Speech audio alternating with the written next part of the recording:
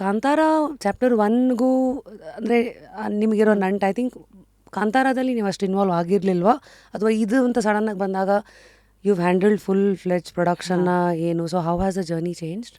ಕಾಂತಾರದಲ್ಲಿ ಏನು ಅಂದರೆ ನಾನು ಐ ವಾಸ್ ಕ್ಯಾರಿಂಗ್ ಇಲ್ಲಿಂದ ನಾವು ಫಸ್ಟ್ ಲಾಕ್ಡೌನಲ್ಲಿ ಸೆಕೆಂಡ್ ಲಾಕ್ಡೌನಲ್ಲಿ ಏನು ರಿಷಬ್ ಸ್ಕ್ರಿಪ್ಟ್ ಮಾಡ್ತಾಯಿದ್ರು ಅವಾಗ ಐ ವಾಸ್ ವಿತ್ ಹಿಮ್. ಅದಾದಮೇಲೆ ರಿಷಬ್ ಅವ್ರು ಶಿಫ್ಟ್ ಆದರು. I was not suppose to travel ಅವಾಗ.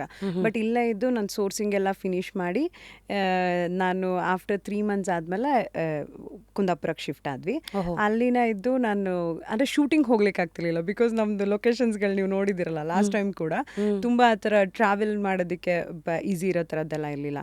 ಸೊ ರಿಷಬ್ ನೀನು ಬರಬೇಡ ಮಾರೈತಿ ಮತ್ತು ನಿನಗೆ ದಾರಿಯಲ್ಲಿ ಡೆಲಿವರಿ ಆದರೆ ಕಷ್ಟ ಅಂತ ಅಂದ್ಕೊಂಡು ಸೊ ನನ್ನ ಮನೆಯಲ್ಲೇ ಇದ್ದು. But I use to take like feedback call ಮಾಡಿ ಹಿಡಿದು ನನ್ನದು ಅಸಿಸ್ಟೆಂಟ್ಸ್ ಇರ್ತಿದ್ರು.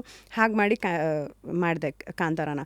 ಬಟ್ ಇವತ್ತಿಗೆ ಯೋಚನೆ ಮಾಡಿದರೆ ಆ ಕಾಂತಾರಕ್ಕೆ ಈ ಕಾಂತಾರದಕ್ಕೆ ಕಂಪೇರ್ ಮಾಡೋದಕ್ಕೆ ಆಗ್ತಿಲ್ಲ. ಅಂದರೆ it is not 10 times like for me when in terms of costume it is like 100 times or more I can say. ಆವಾಗ 2 ಕ್ಯಾರೆಕ್ಟರು ಇನ್ನೊಂದಿಷ್ಟು ನಂಬರ್ಸ್ ಆಫ್ ಪೀಪಲ್ಲು ಸೆಟ್ಟಲ್ಲಿ ಇರ್ತಿದ್ದು ಕಡಿಮೆ ಇತ್ತು ಇವಾಗ ಕಂಪೇರ್ ಮಾಡಿದರೆ. So somehow I have handled. ನಾನು ಮನೆಯಲ್ಲೇ ಇದ್ದು ಇನ್ ಬಿಟ್ವೀನ್ ಸೆಟ್ಟಿಗೆ ಹೋಗ್ತಾ ಇದ್ದೆ, ಏನಾಗ್ತಿದೆ ತಿಳ್ಕೊಳ್ತಾ ಇದ್ದೆ, ಕಾಸ್ಟ್ಯೂಮ್ಸ್ ರೆಡಿ ಮಾಡಿ ಲುಕ್ ಟೆಸ್ಟ್ ಮಾಡಿಬಿಟ್ಟು ಕೊಟ್ಬಿಟ್ಟಿರ್ತಿದ್ದೆ ಆ ಥರ ಎಲ್ಲ. But this time it is like designer ಅದೆಲ್ಲ ಏನೂ ಇಲ್ಲ. I was completely involve like ಎಲ್ಲ ಪ್ರೋಸೆಸ್ಸಲ್ಲೂ. ಹೇಗಂದರೆ ನಮ್ಮದೊಂದು ಸಿಂಡಿಕೇಟ್ ಇದೆ, ಒಂದು ಕೋರ್ ಟೀಮ್ ಇದೆ. ಅದರಲ್ಲಿ ನಾನು, ನಮ್ಮ ರೈಟರ್ಸು, ಅನಿರುದ್ಧ್ ಅವರು, ಶನಿಲ್ ಗುರು ಮತ್ತು ಅರವಿಂದ್ ಅವರು, most important person Aravind Kashyap ನಮ್ಮದು DOP, ರಿಷಬ್, ಎಲ್ರದ್ದು ಒಂದು ಗ್ಯಾಂಗ್ ಇದೆ. ಅದು ಸುಮ್ಮನೆ ಸಿಂಡಿಕೇಟ್ ಅಂತ ಗಮ್ಮತ್ತಿಗೆ ಕರಿತೀವಿ. ರಿಷಬ್ ಏನಂದರೆ ಇಲ್ಲಿಂದ ಹೋಗ್ಬಿಟ್ಟು ಸ್ಕ್ರಿಪ್ಟ್ ಮಾಡೋದಕ್ಕೆ ನಿಮ್ಗೆ ಗೊತ್ತಿರೋ ಥರ TV ಚಾನಲ್ಸಲ್ಲೆಲ್ಲ ನಾನು ಫ್ಯಾಮಿಲಿ ಟೈಮ್ ಕೊಡ್ತೀನಿ ಎಲ್ಲ ಹೇಳಿದರು ಕಾಂತಾರ ಆದಮೇಲೆ. But he was so excited. ಜನ ಅಷ್ಟು ಕೈ ಹಿಡಿದು ಕಾಂತಾರನ ಕರ್ಕೊಂಡು ಹೋಗಿರೋದಕ್ಕೆ ಏನಾದರೂ ರಿಟರ್ನ್ ಕೊಡಬೇಕಲ್ಲ, he has to give something to the society ಅಲ್ಲ. ನಾನು ಇನ್ನೊಂದು ಸಿನಿಮಾ ಮಾಡ್ತೀನಿ ಅಂತ ಅಂದ್ಕೊಂಡು ಅವ್ರಿಗೆ ಅದೊಂದು ಕತೆ ಸ್ಟ್ರೈಕ್ ಆಯಿತು. ಅವ್ರನ್ನ ನಿಲ್ಸೋದಕ್ಕಾಗಲ್ಲ. ಒಂದ್ಸಲಿ is excited about something, he's just behind it. ಅದನ್ನು ಚೇಸ್ ಮಾಡ್ಕೊಂಡು ಹೋಗ್ತಾರೆ ಅವರು. ಸೊ ಆ ಟೀಮ್ನೆಲ್ಲ ಕರ್ಕೊಂಡು ಹೋಗಿ ಮಂಗಳೂರಲ್ಲಿ ಒಂದು ಕಡೆ ನೆಟ್ವರ್ಕ್ ಇಲ್ದಿರೋ ಜಾಗದಲ್ಲೆಲ್ಲ ಕೂತ್ಕೊಂಡು ಸ್ಕ್ರಿಪ್ಟ್ ಮಾಡ್ತಾಯಿದ್ರು. In between he use to come and give narrations ನಮಗೆ ಕೋರ್ ಟೀಮ್ಗೆಲ್ಲ ಎಷ್ಟೆಷ್ಟಾಗಿದೆ ಅಂತ. ಸೊ ನಾನು ಆ ಬಿಗಿನಿಂಗ್ ಸ್ಟೇಜಿಂದನೂ ಲೈಕ್ ಆ ಫಸ್ಟ್ ಲೈನರಿಂದನೂ ಆ್ಯಂಡ್ ಎವ್ರಿ ಡೇನು ರಿಷಬ್ ನಾನು ಕಾಲಲ್ಲಿ ಮಾತಾಡ್ತಾನು ಇನ್ನೇನು ಅವರ್ life is all about cinema I can say. 90% cinema ಇದ್ದರೆ ಇನ್ 10% ಎವ್ರಿಥಿಂಗ್ ಎಲ್ಸ್ ಅನ್ಸುತ್ತೆ. ಅದನ್ನೇ ಹೇಳ್ತಾರೆ ಅವ್ರೇನಾದರೂ. ಅವ್ರಿಗೆ ಹೇಗಂದರೆ ಒಂದು ಕಾಮಿಡಿ ಸೀನ್ ಬರೆದ್ರು, ಅದು ವರ್ಕ್ ಆಗ್ತಿದೆಯಾ ನೋಡಬೇಕು. ಅವ್ರು ಫೋನ್ ಮಾಡಿದಾಗ ಇವತ್ತು ಇದೊಂದು ಕ್ರ್ಯಾಕ್ ಆಗಿದೆ, ಇದು ಹೆಂಗಿದೆ ನೋಡು ಅಂತ ಅಂದ್ಕೊಂಡು ಅವ್ರು ಹೇಳಬೇಕಾದ್ರೇ ನಮಗೆ ಅದು ಕೇಳೋದಕ್ಕೆ ಅಷ್ಟು ಖುಷಿ ಆಗ್ತಿರತ್ತೆ, ಅಷ್ಟು ನಗು ಬರ್ತಿರುತ್ತೆ. ಇಲ್ಲ ಒಂದು ಆ್ಯಕ್ಷನ್ದೇನೋ ಬ್ಲಾಕ್ ಒಂದು ಈ ಥರ ಮಾಡ್ಬೋದು ಅಂತ ಏನೋ ಒಂದು ಐಡಿಯಾ ಬಂದಿರುತ್ತೆ. ಅವರು ಅದೊಂದು ಎಕ್ಸೈಟ್ಮೆಂಟಲ್ಲಿ ಹೇಳ್ತಾರೆ. ಅದು ರಿಷಬ್ ಮುಂಚೆಯಿಂದನೂ ಇದೆ. ನಾನು ಅವರು ಮೀಟ್ ಮಾಡಿದಾಗಿಂದ ಅದೊಂದು ತುಂಬ ಚೆನ್ನಾಗಿ ನಾವು ಡ್ರೈವ್ ಹೋಗ್ತಾನೋ he'll be excited and he'll be telling about the stories. ಅವ್ನು ತುಂಬ ಸ್ಟೋರೀಸ್ ಇದೆ, ಅದು ಅಷ್ಟು ಸ್ಟೋರೀಸ್ ಇದೆ ಆ ತಲೆಯಲ್ಲಿ, ಅದನ್ನು ಹೇಳ್ತಾನೆ ಇರ್ತಾರೆ. ಆ್ಯಂಡ್ ಅವ್ರಿಗೆ ಒಂದು ಗುಡ್ ಲಿಸ್ನರ್ ಬೇಕು ಕೇಳೋದಕ್ಕೆ. ಇನ್ ಬಿಟ್ವೀನ್ ನಾನು ಸ್ವಲ್ಪ ಕ್ವೆಶ್ಚನ್ನು ಮಾಡ್ತೀನಿ. ಇದು ನಾನು ಏನು ನೋಡಿದ್ರೂ ಲೈಕ್ ಅದು ಒಂದಿದೆ ಆಡಿಯನ್ಸ್ ಪರ್ಸ್ಪೆಕ್ಟಿವಿಂದ ನೋಡ್ತೀನಿ. ಆ್ಯಂಡ್ ನನ್ನ ಸಿನಿಮಾ ಹುಚ್ಚು ಜಾಸ್ತಿ ಮುಂಚೆಯಿಂದನೂ. When I was working in MNC also time ಇರ್ತಿತ್ತಲ್ಲ, ಆಫೀಸ್ ವರ್ಕಲ್ಲ, ಈ ಥರ ಕೆಲಸ ಮಾಡ್ತಿದ್ವಾ MNCಯಲ್ಲಿ. ಸೊ ಆಫೀಸಿಂದ ಬಂದು ಡೈಲಿ ಒಂದು ಸಿನಿಮಾ ನೋಡೋದು, ಇಲ್ಲ ಶೋಸ್ ನೋಡೋದು.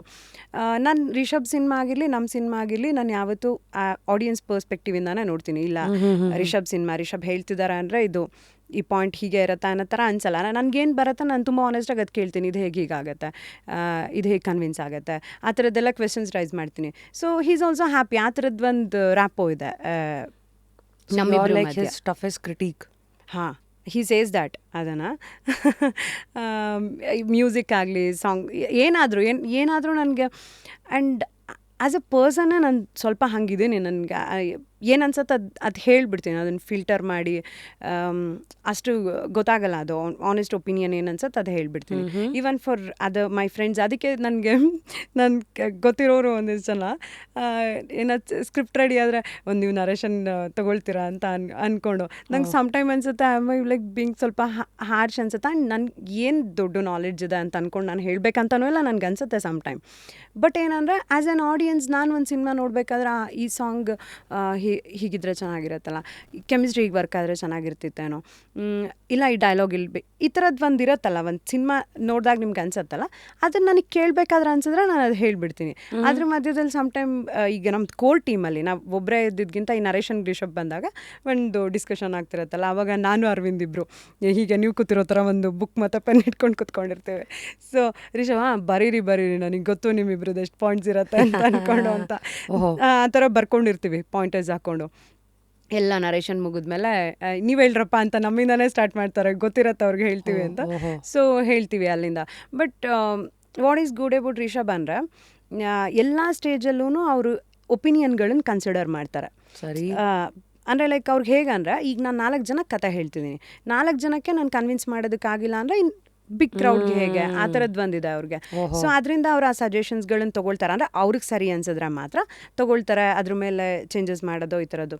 ಸೊ ಹೀಗೆ ಎವ್ರಿ ಸ್ಟೇಜಲ್ಲಿ 1-2-3 ಮಂತ್ಸ್ಗೆ ಒಂದು ನರೇಷನ್. ಅದು ಎಷ್ಟು ವರ್ಷನ್ ಆಫ್ ಕಾಂತಾರ ಚಾಪ್ಟರ್ 1 ಕೇಳಿದ್ದೀವಿ ಗೊತ್ತಿಲ್ಲ ನಾವು ಆ್ಯಸ್ ಎ ಕೋರ್ ಟೀಮ್.